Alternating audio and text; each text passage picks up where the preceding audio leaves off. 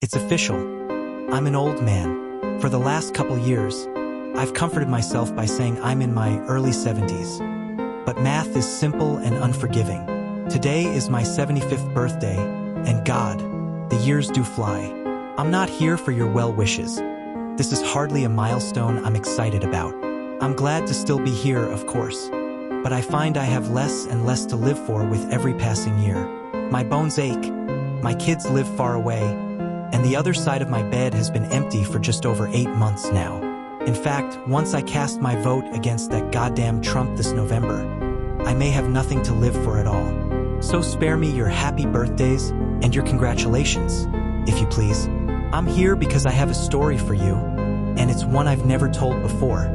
I used to think I kept it inside because it was silly, or maybe because nobody would believe it. I found, though, that the older you grow, the more exhausting it becomes to lie to yourself. If I'm being perfectly honest, I've never told anybody this story because it scares me, almost to death. But death seems friendlier than it used to, so listen close.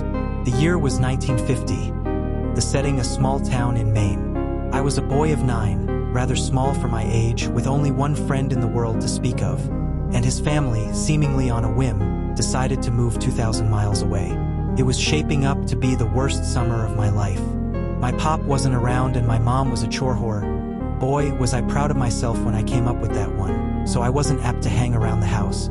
With some hesitation, I decided the public library was the place to be that summer. The library's collection of books, particularly children's books, was meager to say the least. But within the walls of that miserly structure, I would find no undone chores, no nagging mother, God rest her soul. And perhaps most importantly, no other children with whom I would be expected to associate. I was the only kid with a low enough social status to spend his precious days of freedom sulking amid the bookshelves. And that was just fine with me. The first half of my summer was even more dreadful than I had imagined it would be. I would sleep in until 10, do my chores, and then ride my bike to the library. And by bike, I mean rusty log of shit attached to a pair of wheels. Once there, I would split my time between unintentionally annoying the elderly patrons and deliberately doing so. One pleasant lady actually interrupted my incessant tongue, clicking to hiss a "shut the fuck up" at me. The first time I ever heard a grown-up use the F word. Big fucking deal, I know, but in those days it was unheard of. The dreary days turned to woeful weeks. I had actually begun praying for school to start again, until I discovered the basement. I could have sworn I'd roamed every inch of that library. But one day, in the far corner behind the foreign language collection, I stumbled across a small wooden door I had never seen before. That was where it all began. The door was windowless and made from oak that looked far older than the wall in which it rested. It had a knob of black metal that quite literally looked ancient. I wouldn't have been surprised to learn it was crafted in the 17th century. Engraved on the knob was what appeared to be a single footprint. I had the sense that whatever lay beyond this door was forbidden to me, and therefore probably the most interesting thing I would encounter all summer. I quickly glanced around to make sure nobody was watching me, then turned the heavy knob, slipped behind the door, and shut it. There was nothing, only darkness. I took a couple of steps and then stopped, unnerved by the totality of the shadow which surrounded me. I waved my hands in front of me in an attempt to find a wall or a shelf or anything to hold on to. What I actually found was far more subtle, a small string dangling from above, but far more useful.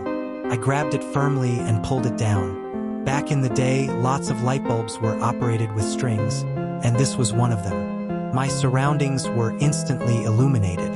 I was standing on a small, dusty platform that looked as though it hadn't seen life in quite some time. To my left was a crickety-ass spiral staircase, made of wood and appearing ready to collapse at any second. The bulb was the only source of light in the room, and it was feeble, so when I peered over the railing to see what lay below, the bottom of the staircase dissolved into the darkness. I was beginning to feel scared. This place, wherever I was, seemed to have no business in a town library. It was as though I were in a completely different building. But no 9-year-old likes to let a mystery go unsolved. Looking back, I wish I could tell my prepubescent self to turn around, go back, do anything else besides descending that staircase. You'll be spared a lot of sleepless nights, I'd say. But, of course, I didn't know that then, and I may not have listened even if I had. So instead of turning back, I took a deep breath, gripped the railing, and glared resolutely forward as I began my descent. The wood on the railing was dry and covered with splinters. I immediately let go, holding my hands out for balance as I carefully traversed the staircase. It was, or at least seemed, very long, and with only the dim glow from the string bulb far above me, my heart pounded mercilessly in the darkness. Even kids can sense when something isn't right. I think they just don't always give a shit. By the time my feet reached the cement floor at the bottom, the light from the bulb above was very nearly a memory. But there was a new light source, and God, I'll never forget it. Directly in front of me was a door, massive, and a deep shade of red. The light was coming from behind the door, and it shone out in thin lines from all four sides, a sinister, dimly glowing rectangle. For the second time, I took a deep breath and went through a door I shouldn't have. In contrast to the dank room I entered from, the room behind the door was blinding. When my eyes adjusted, what I saw nearly took my breath away. It was a library, the most perfect library imaginable. I gaped in wonder as I stepped, almost reverently, further into the room. It was beautiful. It was smaller than the library above, much smaller, but it seemed to be almost tailor-made for me. The shelves were packed with brightly colored titles. Both armchairs in the middle of the room were exquisitely comfortable, and the smell, my God, the smell, was simply unbelievable, sort of a mixture of citrus and pine. I simply can't do it justice with words, so I'll suffice it to say that I've never smelled anything better. Not in my 75 years. What was this room? Why had I never heard of it before? Why was nobody else here? Those were the questions I should have been asking. But I was intoxicated. As I gazed around at all the books and basked in the smell of paradise, I could only form one thought. I will never be bored again. In truth, boredom only hid from me for 3 years. It was on my 12th birthday 63 years ago to this day that everything changed. Before that day, I visited my basement sanctuary as often as I could, usually several times a week. I never saw another soul down there, yet strangely remained free of suspicion. I never removed a book from that room, but instead would pick up a particular volume wherever I had stopped reading during my previous visit. I sat, always in the same deep purple armchair, and always leaving its twin baron and directly across from myself. That armchair was mine, the other was, well, I suppose I couldn't have articulated it then much better than I can now. But it wasn't mine, that's for damn sure. On my 12th birthday, I arrived later than usual. My mom had invited a couple classmates and some cousins over to our house to celebrate, a gesture which I found more tedious than touching. Really, I just wanted to spend my birthday sitting and reading and smelling paradise. Eventually, our guests went home, and I made it to the library about 15 minutes before closing time. That didn't matter. The workers never checked down there before they locked up. I was free to stay as late as I wished. This particular night, I was devouring the final chapters of an epic adventure. Knights, swords, dragons, and the like. I didn't smell it until I read the final words and closed the book. The once exquisite aroma of that room had turned sour. I sat for a moment, unsettled. Objectively, I could recognize that the smell was actually the same as it had been before, that mixture of citrus and pine. I just perceived it differently, and I didn't like it anymore.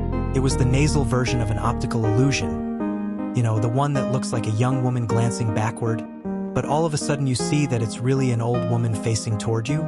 You can't unsee that, and I couldn't unsmell this. The spell was broken. The odor also seemed, for the first time, to be coming from somewhere specific. With a fair amount of trepidation, I stalked around the room, sniffing the air like a crazed canine until I came to a shelf near the back. The shelf was perfectly normal, with the exception of one title, a large, leather-bound cover of solid faded maroon, with one striking black footprint at the top of the spine. This was the source of the smell. I opened the front cover and saw one sentence scrawled neatly in blood-red ink atop the first page. "Rest your sorrows down, friend, and leave them where they lie." I stared at this sentence, mesmerized. As I began to retreat to my chair, I turned a page. blank. The smell became stronger. Another page, blank, and the smell grew stronger still. I stopped for a moment, suppressed a gag, and continued walking. Then, as I neared the armchairs, I turned one final page, and there, in the same sinister print, was the last thing I expected to see. My own name. I dropped the book. I began to sprint toward the door, but as I shifted my gaze forward, my heart leapt to my throat and I stopped in my tracks. The empty chair wasn't empty anymore. An aged man in a suit sat before me. One leg crossed over the other, contemplating me with piercing gray eyes and a light smirk. This was all too much. I fell to my knees and expelled the contents of my stomach onto the carpet. I wiped my mouth, staring at my vomit, when I heard the man let out a chuckle. I stared at him disbelievingly. "Who are you?" I asked, panic in my voice. The man leapt to his feet, grabbed me gently by the shoulders, and helped me to my chair. He sat once again in his own. "I fear we got off to a bad start," he said, glancing at the pile of sick on the carpet. "The smell. It does take some getting used to." "Who are you?" I repeated. "Tonight, you will know hardship like you've never before known," he said. "I come as a friend, offering you refuge from it, and from all other storms which lie ahead." I wanted nothing more than to leave at that moment, but I remained seated. I asked him what he was talking about. "Your mother is dead, my boy, by her own hand in her kitchen. The scene is gruesome, I must admit," he said in sorrowful tones. But was there a playful glint in his eye? "Surely you wish to avoid this path.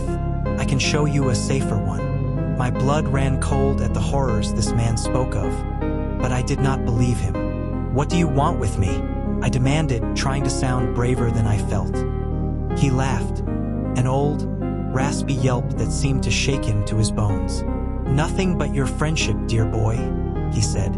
Then, sensing I found his answer inadequate, he expounded. "I want you to come on a journey with me. My work is noble and you will make a fine apprentice.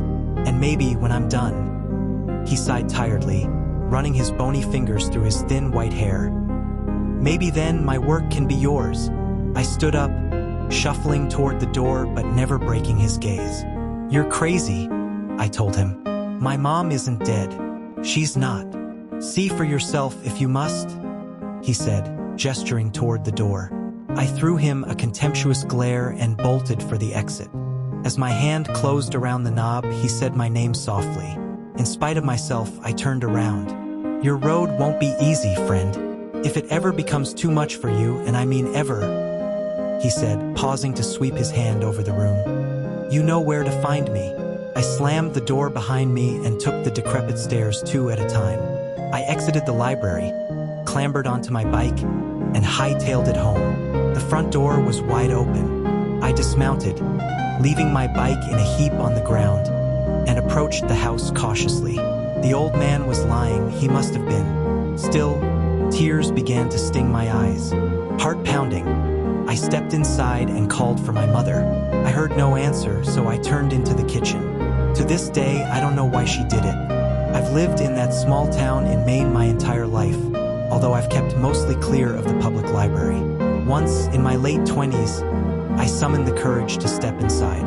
Life was good at that time, and my fear had begun to morph into idle curiosity. Where the door to my basement sanctuary once stood was only a blank wall. I asked the librarian what had become of that basement, though in my heart I knew the answer. "There was no basement," she said. "There had never been a basement. In fact, if she had her facts correctly, city zoning ordinances prohibited a basement in the area." I've been haunted by that sickly sweet smell, that poisonous blend of citrus and pine, ever since that long-ago birthday. When I saw my mother in the kitchen that day, collapsed in a pool of her own blood, I smelled it.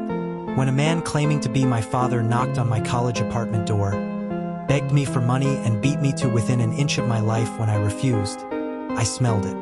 When my wife miscarried our second child, I smelled it, and again when she miscarried our fourth. When our oldest son got behind the wheel of the family Buick completely shit-faced and got his girlfriend killed, I smelled it. I began to smell it periodically as my wife became sick. She died late last year, and now I'm alone for the first time in more than half a century. Now I smell it every day, and it feels like an invitation. A few months ago, I went back to the library and the small oak door with the ancient handle was there, right where it used to be.